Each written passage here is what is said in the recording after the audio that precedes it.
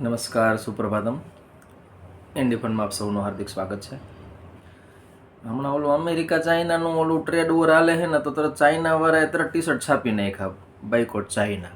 તો America export કર્યા ટૂંકમાં. એમાં એ આપદા કો અવસર મેં બદલે બધી વૈશ્વિક નીતિ મળો અત્યારે ભારત પાકિસ્તાનનું ડિસ્ટર્બન્સ હાલે છે, તો boycott Pakistan product, boycott Pakistan people, આમ કરીને તરત ટી શર્ટ છાપીને ભારતમાં સપ્લાય કરી દઈએ. એટલે આપણે વળી મંડી પહેરવાનું ઊંચું આમ કૂદકા મારતા હોય, બરાબર.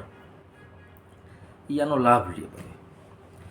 એક ભાઈ રવિવારે દવાખાને ગયો કે ડૉક્ટર સાહેબ મારી બાયડી રહીને બહુ કચકચ કરે, કરકસ એકદમ ટેં ગયા, અને રવિવારે એક દી શાંતિ નથી રહેવા દેતી. રવિવારે ખીજાઈ કરે ને બોલ કરે ને બાજે હે ને એ કંઈ દવા આપી દો ને તો હું એને શનિવારે પાઈ દઉં ને તો રવિવારે એક દી નિરાત રાખે કે મારે રવિવારે એક રજાનો હારો જાય.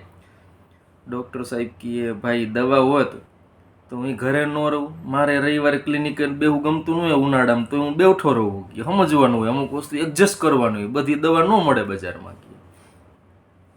એક ભાઈ એકદમ આમ ધીમે ધીમે ડગલા ભરીને હાલતા હતા. કે કેમ આટલા ધીમે ધીમે હાલો? તો કે હમણાં લગ્નની સિઝન કહી તો 3-4 વાર અણવર થયો ને, કે તો હવે આ ફોર્મેટ ફિટ થઈ ગયું પગમાં, કે ધીમે જ હાલું હું ગયો. બોલો, એને એ મગજમાં અણવર કરી ગયો. એકને મેં પૂછ્યું, મેં કીધું દર શનિવારે તારે ઘરવાળી યાર બાજસ કીએ, એટલું બધું બાજવું કંઈ ફાયદો ખરો? તો કે ઘણા ફાયદા છે. શનિવારે બાજી લઉં એટલે રવિવારનો ખર્ચો બચી જાય. રવિવાર નકર બજારમાં ખરીદી કરે હારી પેટ.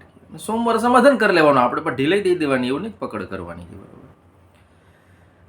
બુરી નજર વાલે તેરા મુંહ કાલા, એ સૂત્ર જો સાચું હોત ને કીએ તો મારા અડધા હગા સંબંધિત બધા આફ્રિકન થઈ ગયા હોત. કે બરાબર, કેવો એને ઊંડો ઘા છે હગા સંબંધીઓનો વિચાર કરો તમે. બરાબર. એક ઓલો ધોબી હતો કપડાં ધોવા વાળો, એનો છોકરું જોઈને હું તેનું નામ પાકિસ્તાન રાખ્યું. મારા જેવા પૂછવા ગયા, અરે યાર તું તો યાર ભારતનો જાણકાર માણા, દેશભક્તિના પુસ્તક વાંચસ, તો પાકિસ્તાન નામ રખાય? તો એનું કારણ છે કે હું દેશભક્ત છું. કે દુનિયાના લોકો છાપામાં નોંધ લઈશે કે ભારતમાં એક ધોબી છે, એ પાકિસ્તાનનો બાપ છે. બોલો, ક્યાંથી ક્યાં તર્ક લગાવે. એક શિક્ષિત બેરોજગાર આટા મારતો, ત્યાંથી ફરે, નોકરીએ ચડ્યો નહોતો, હગાઈની વાત થાય, સામે વાળા ના પાડી દઈએ. વળી થોડુંક આગળ વાત હાલે, વળી ક્યાંકથી હગાઈ જોવા વાળા આવે, ના પાડી દઈએ. ત્રીજા એક આવ્યા ને એના પછી ના પાડીને તો ઓલા ઘરના સભ્યોએ બેહારીને પૂછ્યું તમે કેમ ના પાડો? એ તો પૂછું જ ખરા, કયો તો ખરા. કી તો કે આ બેરોજગાર છે ને એને રીતભાત અમને ગમતી નથી. કી તો છોકરાના મા બાપ કે અમને નથી ગમતું, તું મારી નાખવો. કે બેરોજગારી તો છે જ. કે બરોબર, હવે તને પરિણામ જ પડશે. કે બરોબર. આ સલમાન ખાનનું સિકંદર પિક્ચર આવ્યું હતું, બહુ જાયમું નહીં, જાહેરાત બહુ કરી હતી. કેમ ન આવેલું? તો આપણા રાજકોટિયન્સ લોકો કહે કે ફિલ્મમાં એને રાજકોટનો રાજા બતાવ્યો. કે તો એમ તરત રાજા કહી દે ન હાલે, કે રાજકોટની રીતભાત અપનાવી પડે. એ ફાંકી ખાતો નથી, 1 થી 4 હૂતો નથી, મસાલા સોડા પીતો નથી, રજવાડી ચાય નથી પીતો, ડિલક્સનું પાન નથી ખાતો, વણેલા ગાંઠિયા નથી ખાધા. તો આટલું જુઠ્ઠાણું કેવી રીતના સહન કરી શકીએ? બરોબર. કે પબ્લિકની કંઈ લિમિટ હોય ને. કે બરોબર. ન્યૂઝ જોતી વખતે બહુ સાવચેત રહેવું જરૂરી.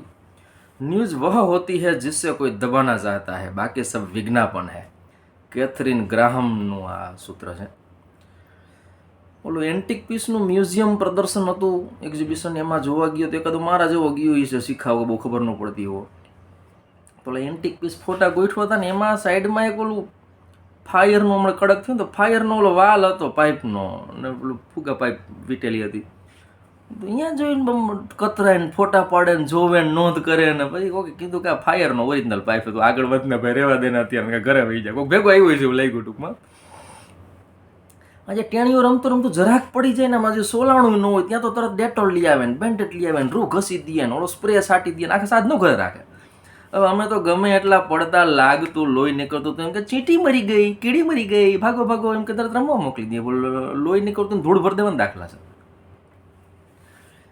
ભાઈબંધને ઘરે ગયો, છોકરાને પૂછ્યું શું બેટા હવે શું પ્લાન છે આગળ? કે વેકેશન પછી કે આમ ભણવાની દ્રષ્ટિ પૂછ્યું. તો કે બસ હવે તમારા ઉપર નિર્ભર હે. કે તો કેવી રીતના કયો તો ખરા? તો કે જો 100 રૂપિયા આપો તો પાઉંભાજી ખાઈશું, 200 આપો તો મેકડોનાલ્ડના પીઝા ખાઈશું. કે એને આખું બજેટ આમાં મેન્ટેન કરી દીધું. હવે તો રિવાજ એવાઈ ગયો. પહેલાં તો એ આમ છોકરા બધા લાઈનમાં ગોઠવી જાય, હમણાં મહેમાન જાય કંઈક દઈને જઈશે.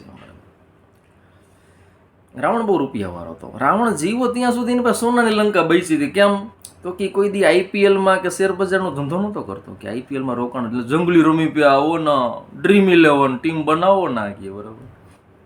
સરકારને મીઠી નજર લાગે, નવરા પડ્યા બધા બેરોજગારનામાં જુગાર રમતા કરી દીધા. બોલો, શેરી મોલા જો ગંજી પતે રમતા હોય ને તો કહીશું 5 જુગારીઓને પકડા, 5 શકુનીઓને પકડા, ₹4000 જપ્ત કર્યા. હવે ખીચામાં 4000 નો લુખા કરી નાખવા બધાને.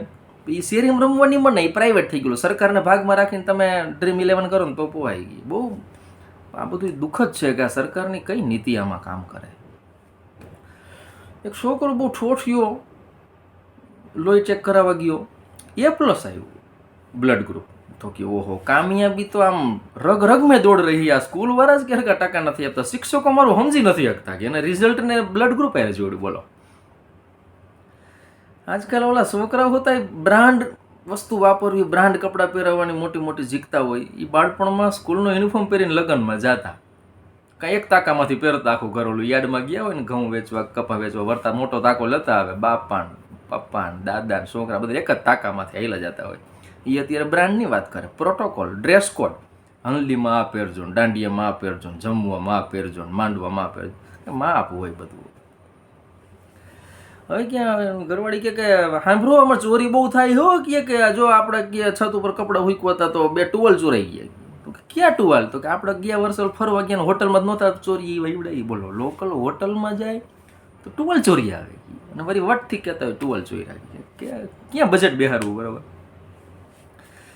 બોલો, અપરાધી પકડાઈ ગયો છે કાંઈક દારૂમાં. તો જજ સાહેબને કે જજ સાહેબ મેં શરાબ પીધેલો નહોતો, હજી તો હું પીતો હતો, પી રહ્યો હતો, કે થોડુંક જ પીધું હતું હજી.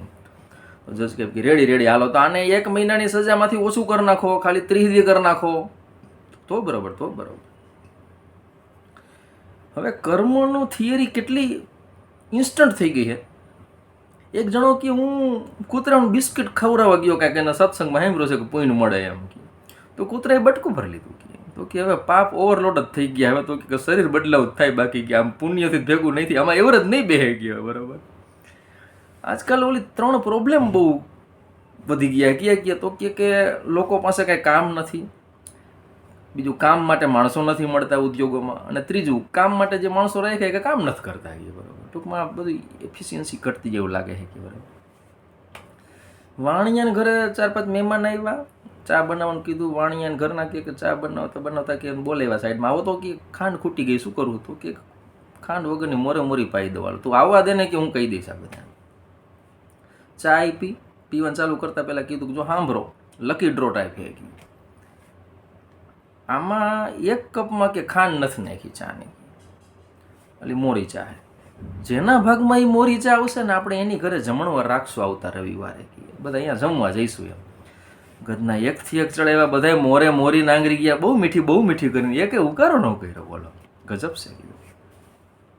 એક છોકરો ક્યાંક પાર્ટીમાં ગયો તો રાતે ફોન કર્યો 10-11 વાગે, મમ્મી હું મોડો આવીશ, ફ્રીજમાં મારું ભોજન રાખી દેજે. તો મમ્મીએ હાથના ભોજન ડીશ રાખીને બાજુમાં 2 ચપ્પલ રાખ્યા. ટૂંકમાં ચપ્પલે ધોકાવવું પડે એમ હે. બરાબર. એ સિગ્નલ આપ્યું. બીડી પીધા પછી લોકો બીડી ઠારતી વખતે આમ પગ પાસે નાખીને આમ એવી આમ કૂચડી નાખે, આમ દવે હારી પેટની, કે આમ કેમ જાણે કોર્ટમાં એ ગવાહી દેવાની હોય કે આવડવા જ બીડી પીવાવાળો હતો એમ. એટલી દાયજના ઉપર રાખે. એક છોકરાને બોર્ડમાં ઝાઝા ટકા એવા કાંઈક 98-99 જેટલા ટકા આવ્યા. તો એનું સન્માન થયું, સ્ટેજ ઉપર લઈ ગયા અને હાર પહેરાવ્યો. કે તારી આ સફળતાનું રહસ્ય શું છે? તો કે પરીક્ષાના 2 મહિના પહેલાં કીએ 2 મોબાઈલ લીવા ગઈએ. એક એન્ડ્રોઈડ હારા માયલા ઇન્ટરનેટવાળા, એક મમ્મીને દીધો ને પપ્પાને દીધો. કીએ તે મોબાઈલમાં મૈથા રાખે, બાજવાનું બંધ રહ્યું 1 વાર. કીએ અને મારા હારા ટકા આવી ગયા. કે ડિસ્ટર્બન્સ એ જ હતું, મમ્મી પપ્પા બાઈજા કરતા. બરાબર. એક નવો કેમેરા લીધો, આમ ઝૂમ કરીને ચેક કરતો, ઝાડવા ઉપર ચડીને, ડારખી ઉપર ચડીને આમ ઝૂમ કરતાં ડારખી તૂટી. આ તો ઝૂમમાં એકાગ્ર હતો. તો કે વાહ, it's much zooming, amazing zoom. ટૂંકમાં એ નાંગરતો હતો અને ઝૂમ થતું હતું. તેને કેમેરાનું ઝૂમ લાગ્યું. કાકા તું હમણાં ખૂટી જઈશ. બોલો.